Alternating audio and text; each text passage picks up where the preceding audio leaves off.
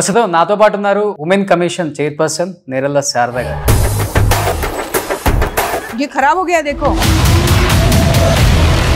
మధ్యాహ్నం 2:30 అయినా కానీ ఇంకా క్లీనింగ్ 6th ఫ్లోర్ నుండి పొద్దున 5 గంటలకు లేసి చేయాలమ్మా. ఎవరి కోసం అసలు ఏంటమ్మా అది అలాగే ఉంటుందా washroom? Please don't give me the reason. అసలు మనుషులు అనుకుంటున్నారా వీళ్ళు పశువులు అనుకుంటున్నారా?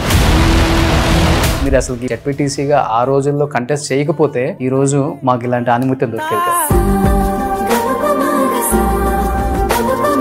ఉమెన్ కమిషన్ కింద ఆ పరిధిలోకి అసలు ఏమేమి వస్తాయండి అసలుకి? Safety, security, well being, development, everything related to women and a girl child.